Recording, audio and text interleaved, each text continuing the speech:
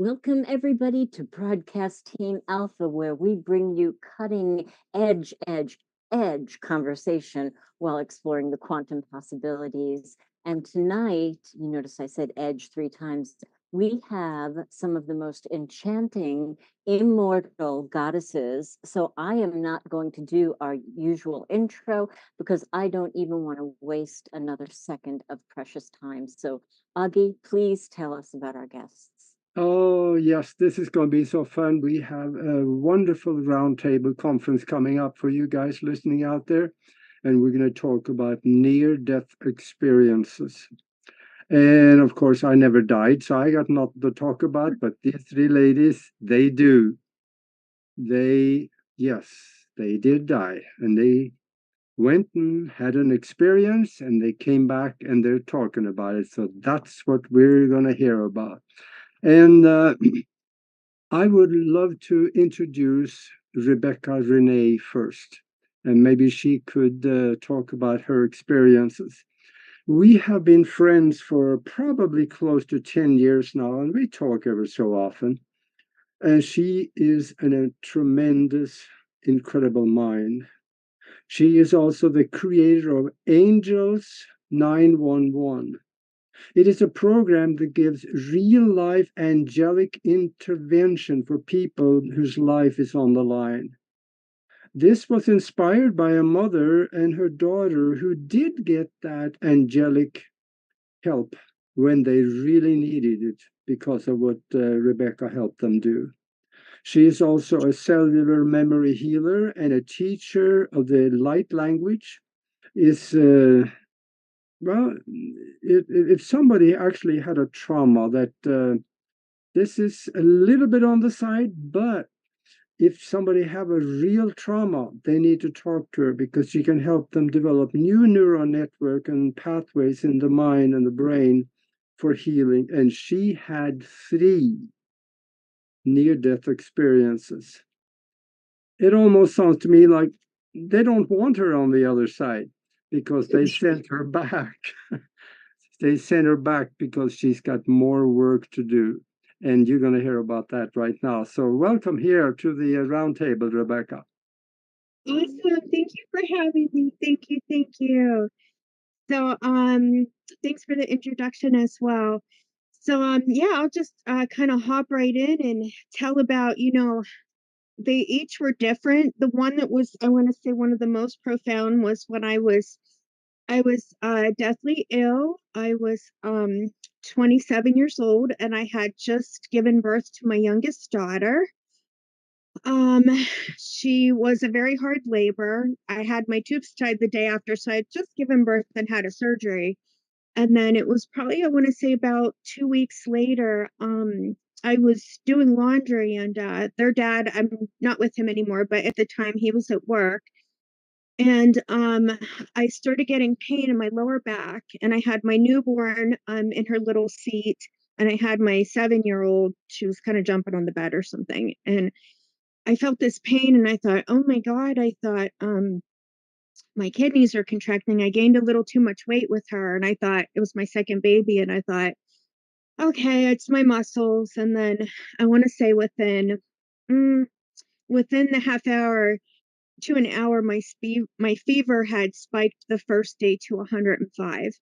And I was like, oh, that's not good. I took my temperature, and I stood up, and I felt like I was possibly going to pass out. And I thought, okay, I need to call someone quick. So I called my stepmother, who was a nurse at the time, and I said, "Can you come over?" I said, I have the chills. I said, I feel like I'm going to pass out, and I have the kids here, and I'm by myself." And she said, "Yeah, I'll be right over." So in the meantime, we went to the ER. We what I did, just that it was uncomfortable to have such a high fever as an adult. So I took like 4 Advil, I took 2 Tylenol, and I ate popsicles the whole way there. Got the fever down to like 102.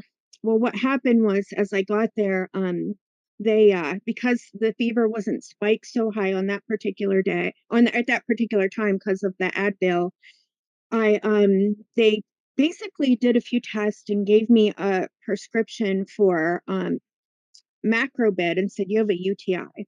Mind you, I had a life-threatening septic infection. So I was like, nothing felt right. It didn't feel right to leave. And I was too tired and sort of out of it to really argue with them. So I went home and just like, I was like, okay, I hope for the best. I know I'm really sick. So the next day, and I don't know how I made it through the night. I was chilling and fevering and sort of really in and out of my body all night, and sort of lucid weird dreams and hallucinations. And I knew I wasn't tethered at all to my body, but yet I was so tired to care at the same time. So I made it through the night. The next day, um, I woke up, and it was like, I don't know. I woke up with the baby actually, and then um, I I I went to the table, and I started getting the chills again. And it was funny because I didn't have to call her. My stepmother was already on the way over. I was again by myself, and the fever spiked up to 105 again.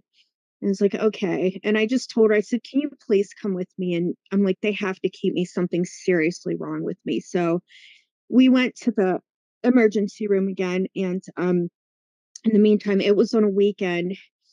It was February of 1998, and there were like, it was winter, so there were sick babies. There was someone in like a motorcycle crash. They just, it was total chaos. And I was laying in there, and I kind of was like sort of forgotten about as they were, kind of coming back and forth. And the fever started spiking, and I started leaving my body. And I had the chills so bad I bit my tongue. And the whole time, what they ended up finding out, well, I was in septic shock and my organs were starting to shut down. And my vitals, what happens in septic shock, your blood pressure goes so low, you start passing out and you start again leaving your body. So I called her, I want to say I called her the angel of death that came for me. She was in the corner of the room, and I could see her very clearly. And I knew, it's an interesting thing. When she comes, you kind of know it's you're at a crossroads, it's serious. And it's almost like she has a foreboding presence, but yet welcoming at the same time. And at that point, I left my body. I was in and out. I left. I did end up flatlining, and they coded me, but at that point I left, and I sort of hovered up above my body to the corner of the room. And she started talking to me, and instantly we went into the life review. And it was like, okay, she showed me a bird's eye view of like, if you leave now, your one daughter's going to leave at probably age 16. The other one's going to be suicidal. Just the impact that it would have of not having a mom to raise them. I saw the impact on my grandmother. I saw everybody like already sort of at my funeral. Like, I was like, oh God. And it's weird because at the same time, as you're going into that light and seeing, also meeting God face to face, that thing of where people say they don't want to come back, you see that beauty as well on that side, and the love. And it's so welcoming. And your ancestors, your people that have gone before you, and even your pets, and you're like, it's a tough decision. And honestly, if wouldn't have had children, I definitely would have instantly flew out of that body. But I kept looking down, and I could see I could I could see my daughter. I could see my little newborn that would have to be without me. And I was like, I can't do that. I can't leave her. And I looked at the angel, and I said, I'm gonna stay. I said, she was giving me a choice, and that was the cool part. And I was like, what do I do? What do I do? And she said, open your mouth. The squeaky wheel gets the oil. She was kind of like trying to be funny with me, and I was like, okay. So I sort of floated and hovered back into my body, and I started, what little life force I have left. I started banging my bed as much as I could and calling for help. And at that point, I could barely see her out of my human eyes, but a nurse came in, and she clicked the thermometer in my ear, and she's like, oh, that can't be right. And she's like, she's like, your fever's over 106.3. And that's when she started calling the whole team for me. And again, I started kind of going in and out of consciousness. And I could see her, but yet I would float back up. And at that point, it's really weird. My stepmother, who's the nurse, she doesn't, I'm a little woo-woo for her, and she doesn't really see auras, but she said, I knew you were dead. She said, your whole body went ashen color and gray. She said, what you talk about with auras, she said, you had none. And at that point, I again went back over to the other side, and I was shown, I wrote some notes about some of the stuff. I'm a little spacey today, but just things about like, there's no time over there. We can create anything over there, but the thing is we instant manifest. So like, you just think of it and you're like, boom, while you're over there, you download so much in a split second, even though there's no time, but you just think of something and you create. Just as you do here, as we think, oh, I want to manifest something cool, but it takes a little longer. But our frequency is so sped up, so we can just create everything in like religious programming that I was shown, like there is no religion on the other side. There's no dogma. There's no like, it's not about sin and just stuff that that is in the religious things that you judge yourself. Like I judged myself as I did the life review, like, oh, I messed up here, or I could have did this better over here. And again, and you empath everyone. It's been all in your soul family and all of your souls. You empath them, and you feel them kind of like as we empath here, but it's a little stronger. So you get to be everyone and just look at your role and see how we all like have these agreements and stuff. But yeah, just what you learn over there is so much like what we haven't been taught. And it's not, and just the fact of like, it's not something to be afraid of. Like we just change form, like from like gas would turn to vapor, would turn to ice, but that form, and just about energy never dying. But the love of God is the beautiful part. The love of like, God is not some main parent in the sky who's going to judge you. Again, you judge yourself, but just that much euphoria and love and oneness and that unity that we're trying to create here on earth, um is something that you really understand it on a experiential level. But also I was shown like if I left, I wouldn't be able to do my mission as a healer and all the lives that I would touch in the future. Like it's really wild. You get that bird's eye view again. Like I'm never going to meet so and so. I'm never going to do body work on them. I'm never going to sit and hold this person's hand, or I'm never, gonna feel emotions on this sort of level. It's quite a learning experience that you learn in the blink of an eye, about that. Mm. Wow, that's amazing. How long was that whole Oh gosh, event? probably I want to say I ended up being in the hospital for a few weeks, but that it went on for, I want to say I was coding and they were doing, it was wild. They had like ice under my armpits and my vitals would go out. I could faintly hear them. And I want to say it lasted for an hour or so, off and on, off and on. When I finally sort of popped back into my vessel, it was really weird. The nurse I had was trying to be really funny, and she looked at me and was dumping ice on my forehead, and I popped back in again and I looked at her. It was like a pulse flash, like coming back in and out of the vessel. But she goes, don't worry, honey, we'll save brain cells. I know you're blonde and all this stuff. And it's really weird what little life force they had inside of me made me laugh. And at that moment I felt this jolt and I was like, I'm back. I knew it. My eyes started being able to see in true focus in the room. And I was like, I'm on earth. I'm back, and I'm staying, and I'm going to raise this baby, and I'm going to do what I came here to do. And I just started crying, and it's quite a shocking experience, almost like when you're born, you know? People think death is a shock, but being born and incarnated is traumatic as well. So anything like that, it has a beautiful but yet a traumatic aspect at the same time. It's hard to kind of describe, but what you learn is like it changes you forever. And yeah, you bring Mm. something back with you, and yet at the same time, there's a part of us that always stay tethered to that afterlife, even in our vessel. So, like, in a sense, we can all sort of learn how to pass through that veil at some point.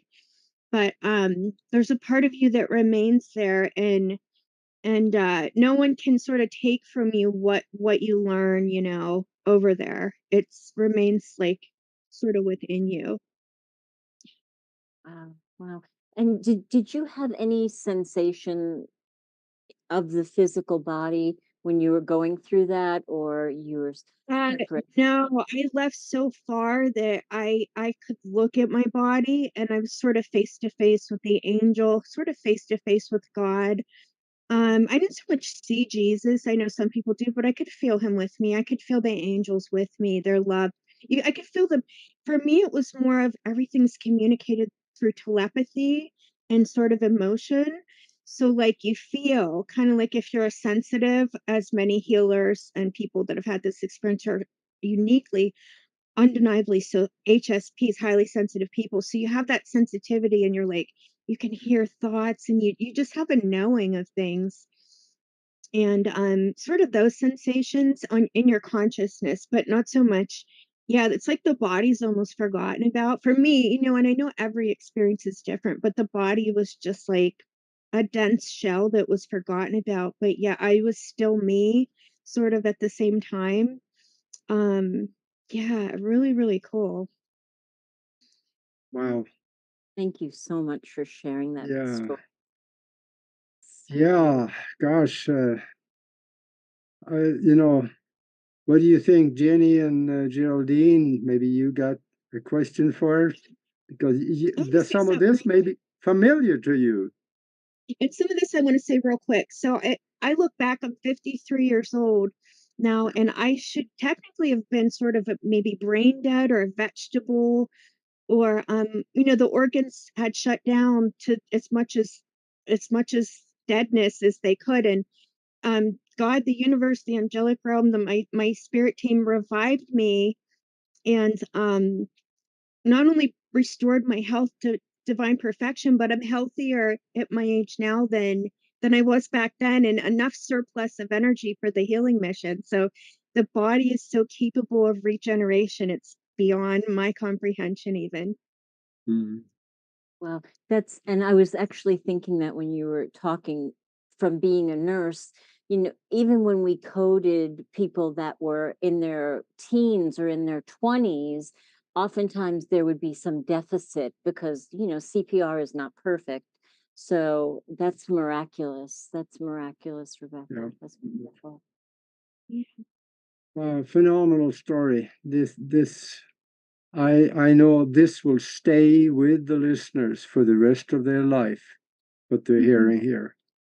So we sure thank you. And let's go to the next speaker here. We have Geraldine Orozco.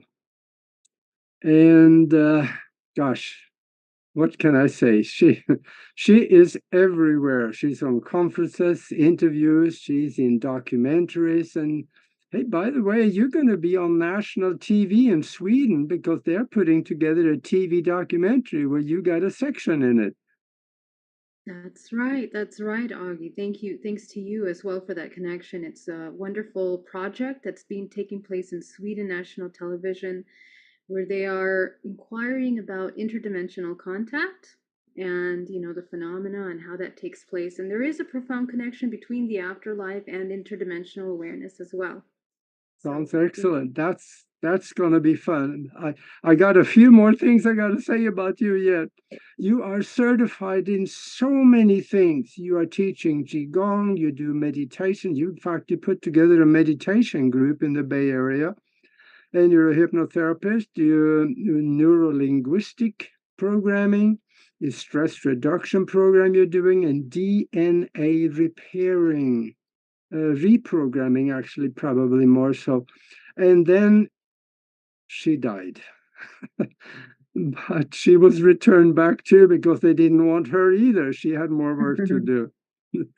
So now she also, through hypnotic regression, she found out that she have a long history of alien contact, and her website is geraldineorozco.com.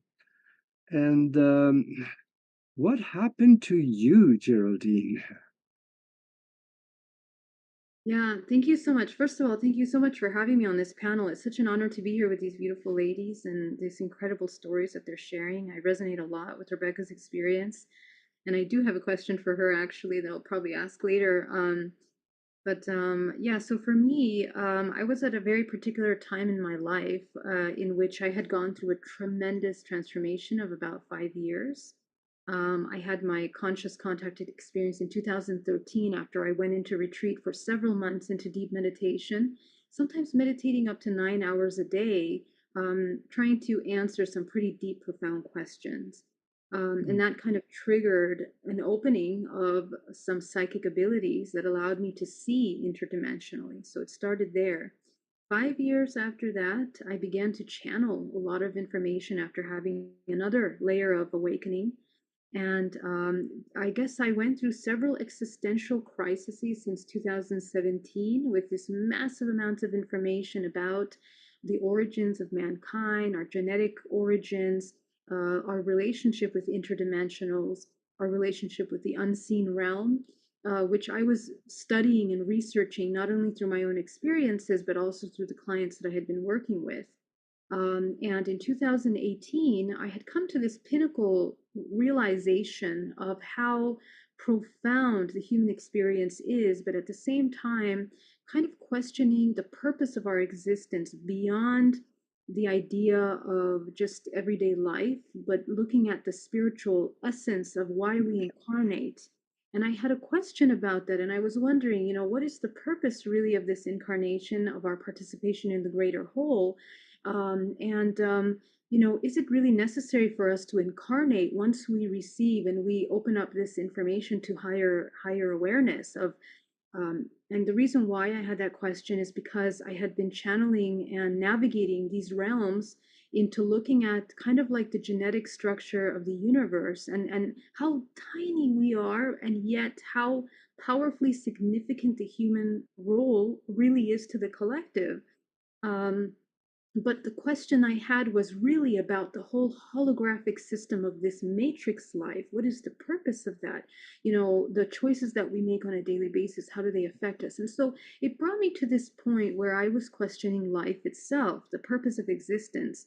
And it's when I had that question that I had to travel to Mexico to do a conference down there. And I had been touring Tulum area, very beautiful, extremely hot. And one day we went to the pyramids, Teotihuacan, and it was just really beautiful, but extremely hot. And so on this particular day, I had a very intense dream the night before of the land of Mexico welcoming me, but a very deep, deep energy. Mexico has really, really profound energy, very sacral energy. And more on this later, but when I went to the pyramids, the heat was so hot and the vortex of those areas are so powerful that I was feeling lightheaded, kind of like how Rebecca was saying she was feeling with the solar flares. Just, completely losing consciousness and kind of moving in from one timeline to another, awareness of what had happened, the history there, and the heat was just so strong. So there wasn't many stores, there wasn't a lot of water, so I kind of began to go into a heat stroke. I started to have tunnel vision, everything started to go black, and somehow, I'm using my healing techniques to ground myself, to stay in my body, to regenerate and to absorb liquid from the air, every energy technique that I know, until I got to a little convenience store. where I began to drink water. And as I begin to kind of heal myself, drinking the water, allowing my body to absorb and begin to regulate from the heat, I kind of brought myself back from that almost going into unconscious state. Okay, so this is the first part. So my body was really weak after that, took a lot of energy to bring myself back. And I'm walking back to the main entrance where there was a restaurant that had air conditioning. So I have some time to recover. I'm drinking bottles and bottles of water, really, I think 11 bottles of water to try to help myself recover as quickly as possible. And we leave. And by the time I'm getting into the car, we drive down. Mind you, Teotihuacan in Mexico is about 2 hours away from Tulum, the little town that's there. And the rest of it is in the middle of this wild, wild jungle. There is nothing. There is really nothing but small little towns around. As we get onto the road, of course, I need to go to the restroom because I'm drinking so much water. And we stop and I get out of the car. I go into this little woodworking shop on the side of the road, middle of nowhere in the deep, deep jungle. And I get down into the restroom, which is, basically like four sticks and the restroom in the middle. And it's covered in spider webs and bugs, you can imagine, in this jungle setting. So I go into the restroom and I feel a pinch like on my side here. Okay. And I don't think much of it. I think probably mosquitoes or something like this. And by the time I walk out and I walk towards the probably 10 steps, reach my hand to open the door, I began to have these giant boils show up all over my hands. I mean, it is so impressive, like boils, like one moment to the next, my hand covered in these boils, and it was spreading up my arms, spreading onto my legs. Of course, I began to panic because I'm starting to feel that my tongue is starting to get swollen and thick, and my throat is thick. So I sit into the car and I said, "Oh my gosh, I think something poked me, like something bit me." And we just get into the car and we continue driving, not trying to think much of it. And I'm trying to regulate my body once again. And as we are moving, we go through a stop sign where there are policemen who check our papers, to check us. And when he looks at my hands, he says, "You got bit by a scorpion," in Spanish. And I'm like, "Oh my gosh, are you sure?" He's like, "Yeah, that's a scorpion. You need to get to a hospital immediately because you're having an allergic reaction to it." And we're still about an hour and a half away from the nearest hospital or anything. And we get back in the car and we drive down, my poor friend driving as fast as possible to try to get us through the highway. But I was already going into anaphylactic shock. My entire chest was completely closing on me. I could barely breathe. My heart was racing. The entire body was becoming numb, and I felt like paralysis, like everything was becoming stiff. And as I'm looking at the car racing down the highway, I begin to see a tunnel with a white light, and I'm beginning to feel myself leaving this body. And in the middle of the highway, next thing I know, I stop breathing. I feel my body fall back and myself fall forward, which is funny. And I'm seeing myself basically hovering on top of the car, looking down at my friend who's crying hysterically over me, trying to see my pulse, trying to see if I can come back, but he's driving as fast as possible. And as I'm looking down at the car from above the car, I'm seeing very colorful bird droppings on top of the car because the birds are very tropical down there. And, it's just very interesting. I found it to be very beautiful because they were so big and colorful. And, but, at the same time, having this conflicting emotion of not understanding what was happening to me, I began to realize I'm dying. And all of a sudden, I thought, my goodness, why is this happening right now? I think when you practice conscious awareness in the present moment, you understand that these kinds of events don't happen randomly. So for me, I was shocked and I was confused as to how I could have manifested such an event and what was the reason behind that. How did I end up in this place? And immediately I began to think about my mother and the impact it would have on my family, and reviewing, kind of having this timeline view of how it would impact all my family members in one instant. then the next minute I'm being drawn into this white light, that it's tunnel that gets bigger. And as I'm moving towards the white light, on the right side of me is my father and my mother. You know, they just show up there, and my brother holding a basket of bread, and my great my grandmother from my father's lineage.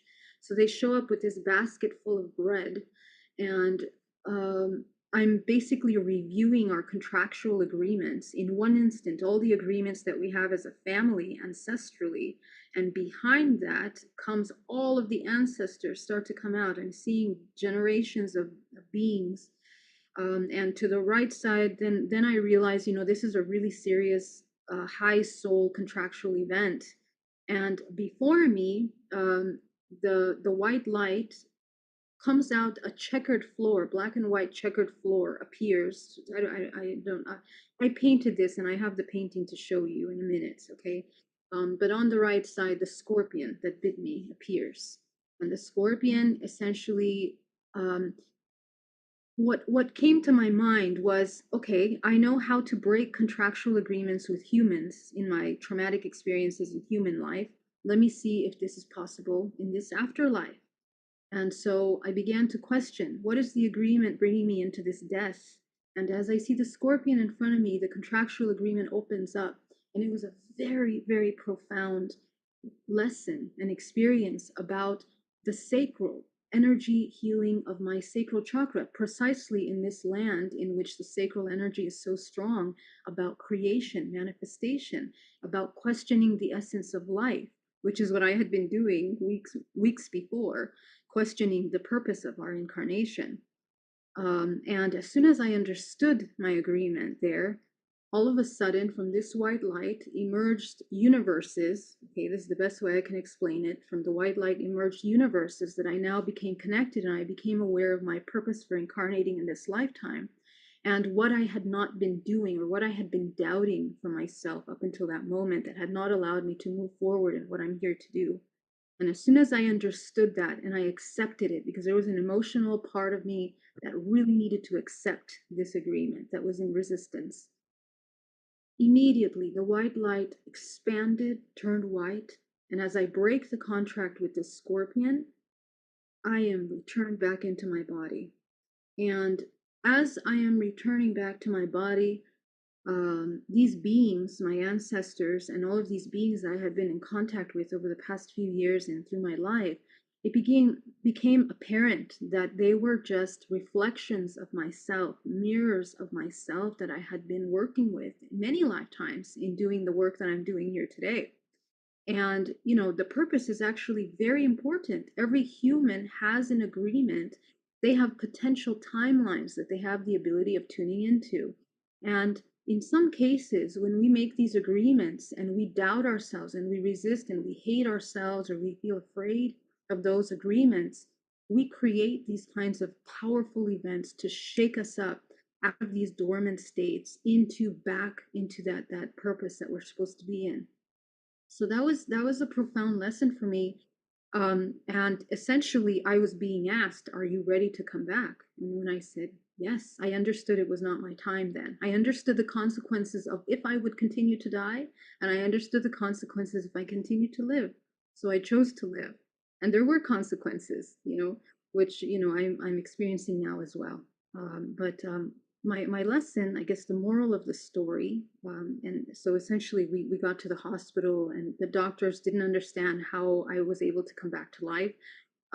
That's not something you can explain to them, but essentially I had died, I had flatlined for those 3 minutes, and then returning back into the body. Yeah, it was just a shocking experience. My poor friend that was holding space for me obviously had some kind of agreement with myself at that time as well. But the moral of the story is essentially we have to trust, and we have to get really clear about our purpose here. And I'm not saying a purpose like you have to be a healer or a shaman or anything like that. Our purpose is it is something that will take some time for the human to understand, with patience and with love, understanding the cyclical ancestral programs that we're running. And hopefully the invitation is to break those ancestral programs in order to establish a new way of being, moving forward, the evolutionary cycle, that we're here to impart on the planet. And every human is designed genetically in their DNA. They hold the history of their ancestral lineage and the potential for healing. So that was my experience and my story. Yeah. Powerful. Ooh. Thank you. Thank you so much for this. Oh my goodness. Thank you. Well, That was I'm still trying to wrap my brain around that, my spirit around that. When you said that you looked at your ancestors and they were all a reflection of you, that is so profound on so many levels. How did that whole experience change your work? Right, right. Excellent question. So, tremendously because couple reasons. First of all, the healing work that I came upon, I stumbled upon through my own personal deprogramming of my own DNA through those many years of meditation. Essentially, I find that, there really is a certain formula for the human, or some kind of formula that the human can adopt in their healing process. The idea is to wake up consciousness, deprogram matrix programming. So, all of those false concepts of the self limiting belief systems in order to unlock the true essence of the human, which is infinite potential. And that's really difficult for the human to understand. So, when I experienced the death part of it, it allowed me to understand what lies beyond this physical realm. And really, we are waking up consciousness in dream time in order to train how to navigate and to make proper choices at the time of death. We even have a proper way of dying. The most high vibrational state that we can cultivate at the time of death, at the time of departure from the physical body, there's a physics to that, there's a mechanism to that.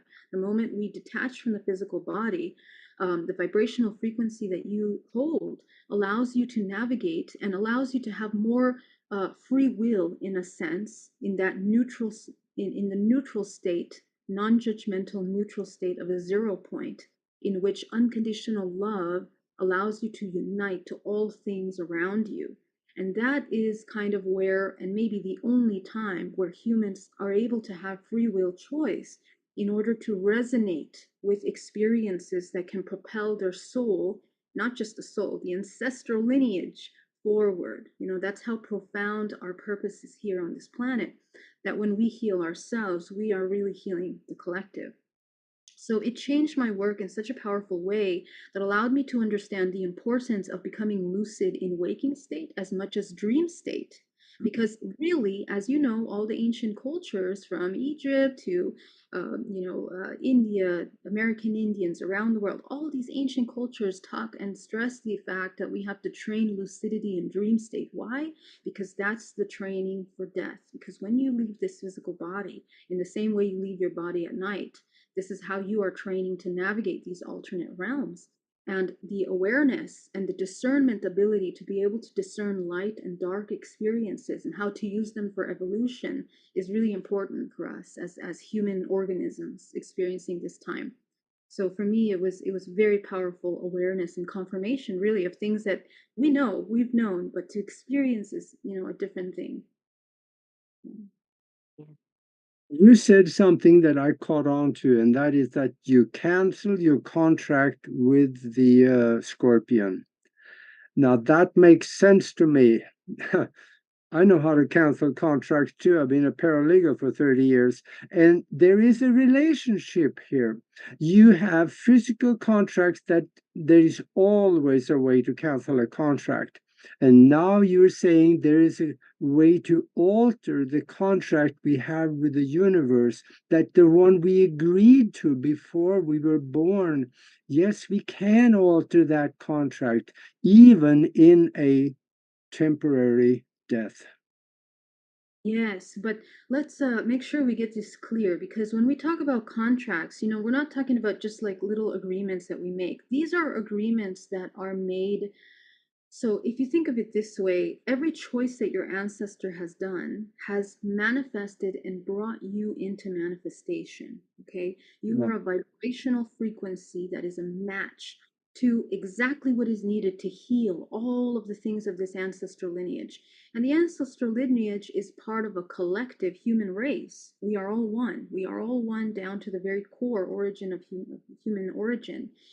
So we are all kind of healing and repeating these cyclical patterns in the incarnation cycle. So what we're breaking or what we're working with are experiential contracts. They are agreements to experience things, opportunities, I call them, for evolution. The learning or the source experiencing through us as a fractal of infinite potential.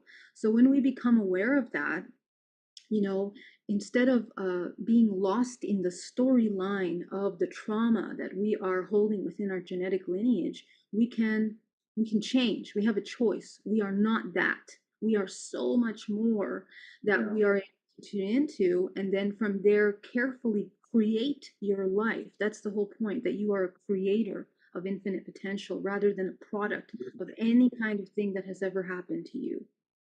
So this is how we rewrite agreements. And just to add one little tool there, tip, how do you rewrite? How do you break the contracts? You bring them to neutrality, the most optimum 0 point of non-judgment of either side. There is no good or bad. There's cause and effect, the awareness of the consequences of those cause and effects in order to evolve your soul into the most expansive, unconditionally loving self possible. So that's actually how you break a contract. And that's what I had to do. I had to reunite my mind of separation, even with myself and this existential awareness, into the body. I had to embody that information. That was the integration process. Sounds wonderful. Thank you. And if you want, I can show you the painting some other time or now, whenever you want, I'll share with you. Oh yeah, let's do that later. You're going to be on Broadcasting Alpha here in not too long too. So, all right. Thank you very much. That was so good. And then we have Jenny G. Jenny G has been on Broadcasting Alpha several times, and it's so much fun because she is fun, and she has a wonderful depth of her talk. She goes far out of her way to help people. She wears many hats. She is an international known TV host, a psychic medium, a clairvoyant, past life Akashic record reader, relationship coach, and also have her own column in a magazine called SF Yoga Magazine. It's the column in there called Just Ask Jenny G. And when you do, she will answer you. So, and also her website is soulworkwithjenny.com. Welcome to the round table, Jenny. Welcome, Jen. Thank you, Aggie and Nori. I'm always grateful to be a part of your show. Thank you. And to meet you other ladies as well. Yeah. What happened to you? Well, I've had several near-death experiences myself, and it started when I was 4 years old, when I didn't want to be here. I was only connecting with the moon and the stars, and I was asking God, please take me back. I don't want to be here in this family or here. And then I had this being came into my room and started to tell me why I'm here, what my duties are going to be. And I was begging to take me home. I didn't want to be here. So they showered me with love after sharing with me why I'm supposed to be here. And I went back to sleep. So ever since then, my whole life has changed. I was even shown when, because I go into different trances all the time. So I was even shown when I was going to pass away in this lifetime, very detailed. And every time that I was going to go to the certain location to film, I've been delayed. So one of my near-death experiences, to more simplify it for the viewers out there, was I was going through a hard time. And I get messages 24/7 from the spirit world, as I call it. And I channel with the Christ consciousness, because one of my most profound near-death experiences was having Christ standing right in front of me with the message he gave me. And I can see him as clear as this very second as I am looking at you right now. So the years go on and so on, and I always connected with the beings, why I'm here and so on. But this one time I was having more struggles, and I'm like, you know what? I was talking to my friend, and I'm like, you know what? I'm just so tired. I'm exhausted. I need to get away, but I can't afford to go away at that certain time. And he's like, Jenny, you cannot afford not to go away. So I travel alone as it is. I like being on my own and meeting new people, and I always meet different soul tribes and so on. And I'm like, I'm going back to Hawaii because I love Hawaii and I resonate with it in many different ways. So I go to Hawaii and I'm like, you know what? I need space. I get my air mattress and I'm like, I'm going out there on the ocean just to catch the waves type thing, as I call it. And I was like, here I am floating on my air mattress, and this guy starts to come up to me and talk to me. And I didn't want to be like talked to. I didn't want to be bothered. I'm like, I just need space, but I didn't want to be rude. So I kind of like, I'm like, you know what? I got to get out further here. I don't want to be around all these people. And I wasn't really paying attention. I was just kind of floating away. And I'm like, oh, finally, now I can relax. And I was really tense. And I just had this feeling. I'm like, I didn't know what it was or what was going to happen, but I knew it was going to be something significant. And I turned around, and right behind me was this huge, massive wave. Like it was massive. And just as it almost touched me, I got thrown from my air mattress. The air mattress went right up in the air, like way over, and I was pulled down in this strong current with the waves, and I could see like going under the water and down and really deep. And it was like at that second, I got really mad because I'm like, you know what? This is the last thing I need right now. I came out here to relax. And I'm like, if this is how it's supposed to go, so be it. I was really upset, right? Because I'm like, I don't want to drown. That's supposed to be painful, right? So I'm arguing with myself for a second. And then all of a sudden I felt like warmth, like the water all of a sudden was really, really warm. I I saw like just like as I opened my eyes, it was like this light. Really, it was like a really warm white light. It was just kind of opening, like just kind of gradually opening as I was kind of looking down. It was like a cave almost, but it was like a white light. And I'm like, oh, okay. I thought maybe somebody with a flashlight or something. I wasn't really thinking. And then all of these sea animals were starting to swim around me, and I was communicating with them. Like I'm also an animal communicator. And these sea animals started communicating to me.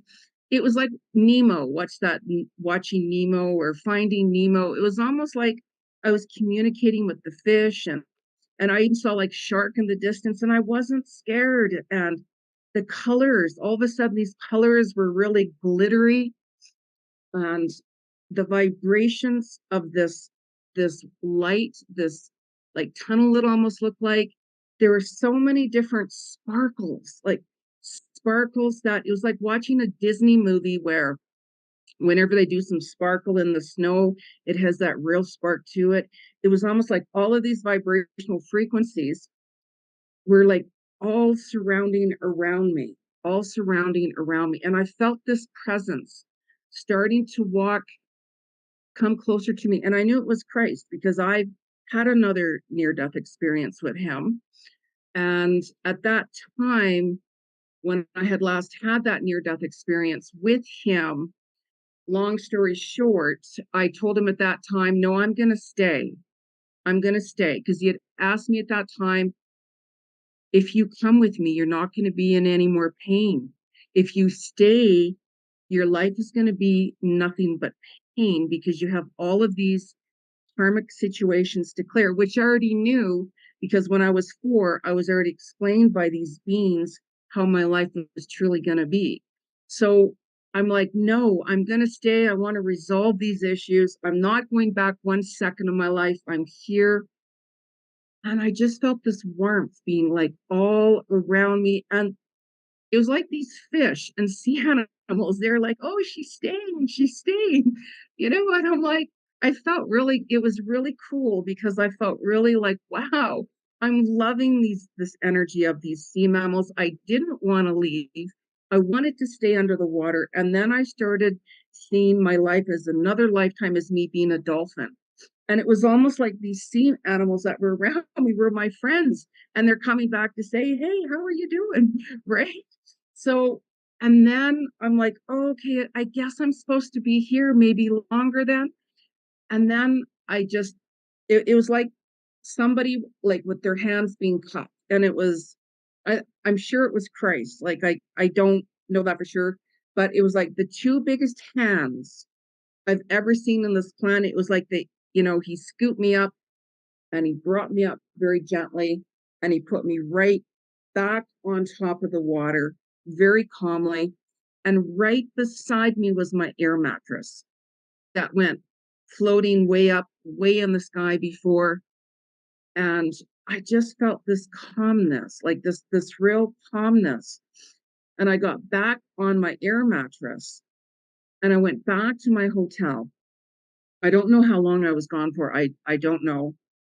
And I don't even remember much of swimming back and going on the beach because I was a way out. Like I was a way out because I didn't want to be bothered by anybody. I needed my space. And I go back to my hotel room, I have a shower. And then I remember I just laid on my bed and I felt for the rest of the night that I was like floating and floating.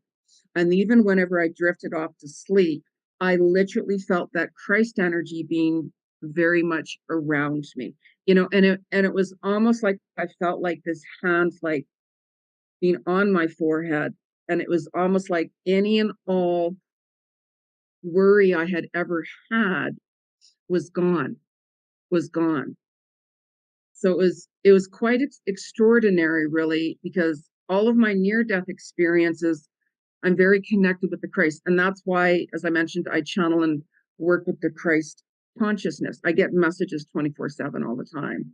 And that's why I do the work that I do, help other people come to terms with things. Even in the hospice, when I worked on and off call for many years, I'd work with everybody there and the patients and the staff and everybody and so on. So it was really, really beautiful. I mean, especially with the water,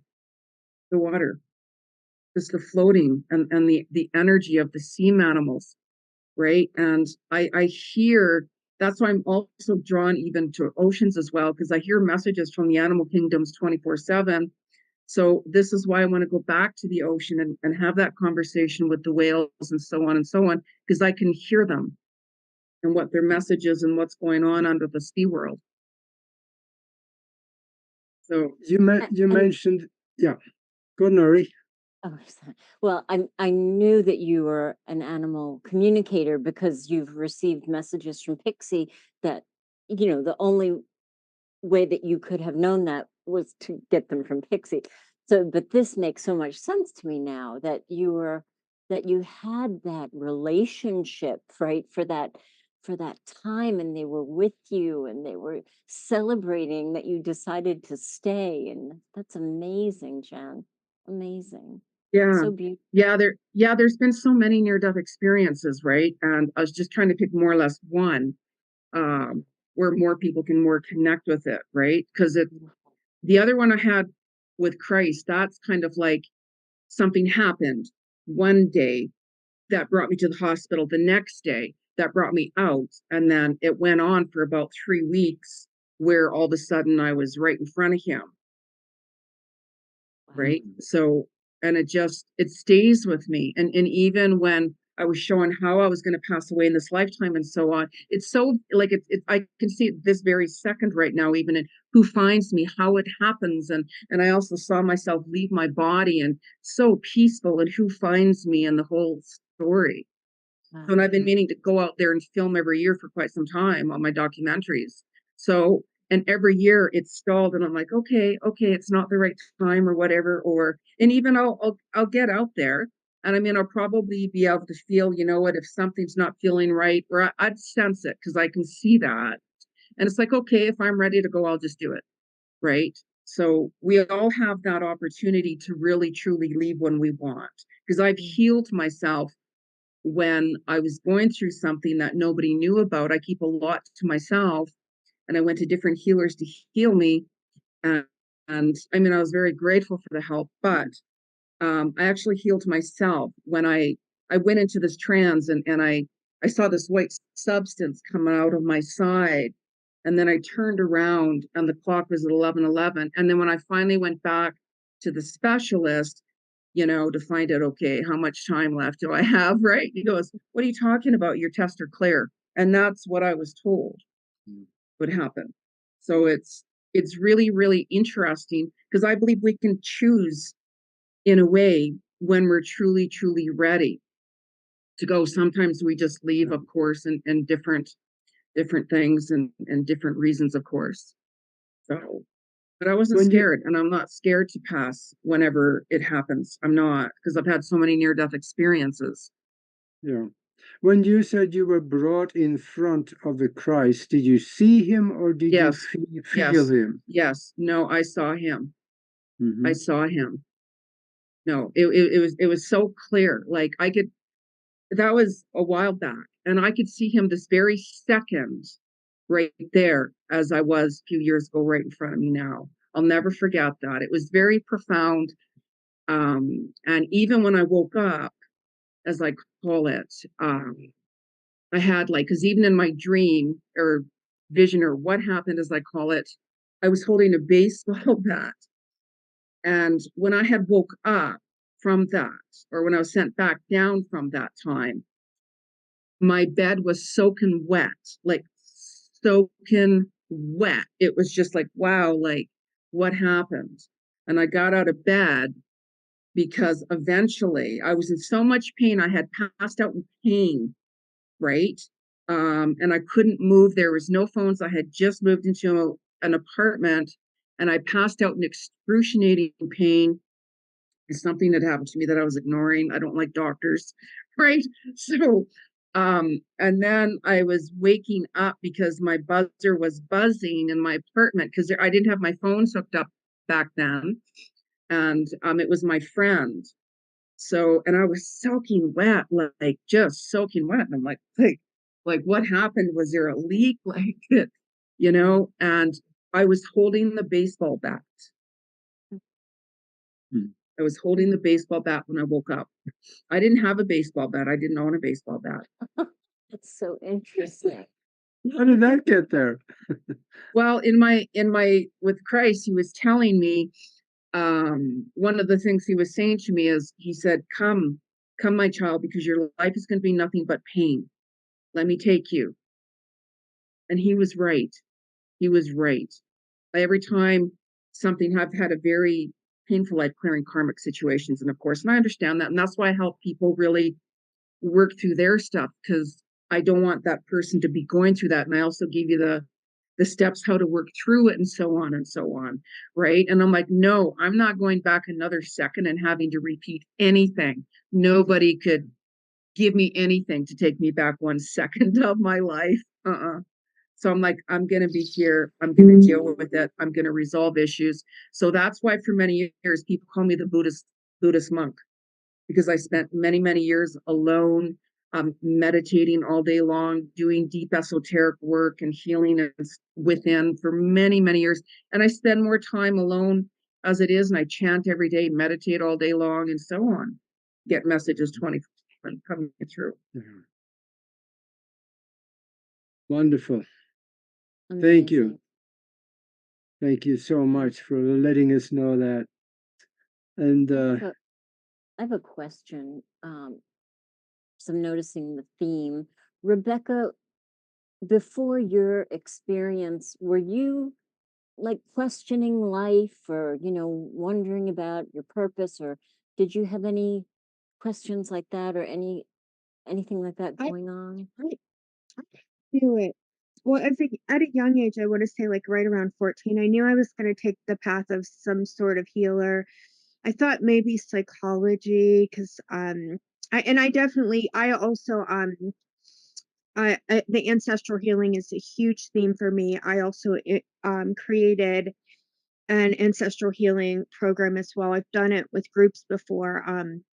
It's pretty incredible. So I totally understood. What was her name again?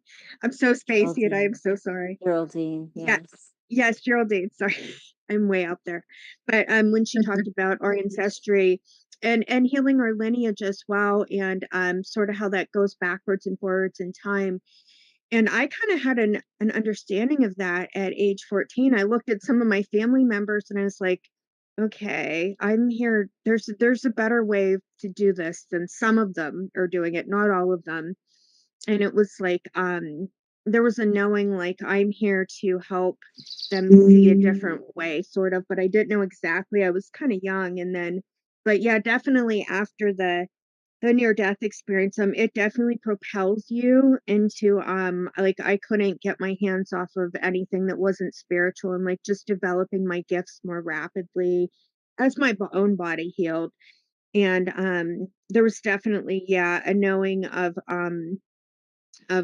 something powerful is going to unfold. I just don't know exactly how it looks. And then over time, as I started, I'm just channeling energy and just being a channel in general, connecting to the angelic realm. It kind of took on a life of its own, and I just learned how to surrender to it. But there were definitely roadblocks to to step over, in the beginning, like just being part of the woo woo group and all that fun stuff. And then you get to a point where I don't care what people think about me. It's Yeah. between me and my soul and my divine path and whatever. And normal people are boring anyway. So, so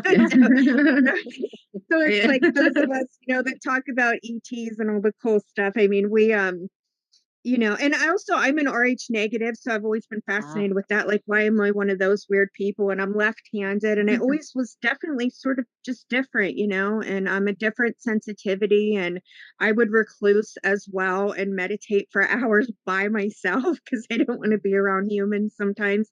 Just they're, sometimes other auras can be like nails on a chalkboard when you're going through your own transformation. You just have to get into your own psychic space as well, and kind of vibe up and shut it all out. Yeah.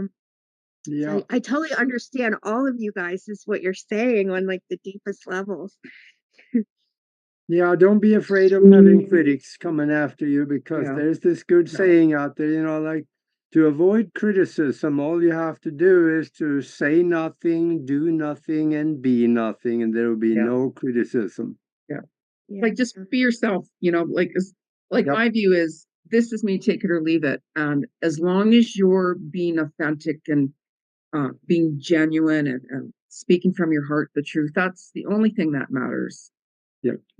Because we're all unique. Like, we all have gifts and abilities and talents, and that's why we're here, to share those abilities and gifts and talents.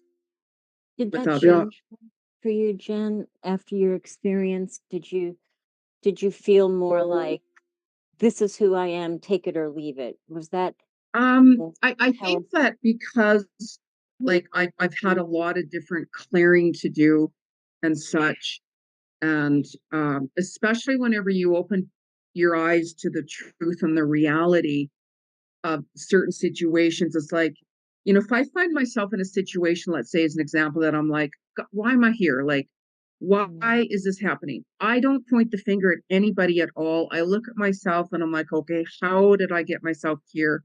How did you attract that?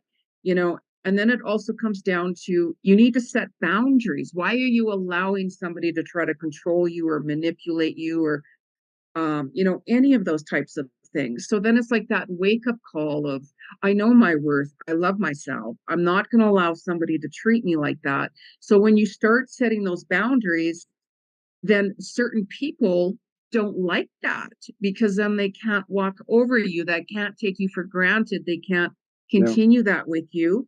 Even today, I had to do that with someone, and it's just like, it doesn't work that way anymore. I'm sorry. Right. So it's like you just change, because when you start to kind of, go through, like, meditate. I was meditating every single day for years and years and years.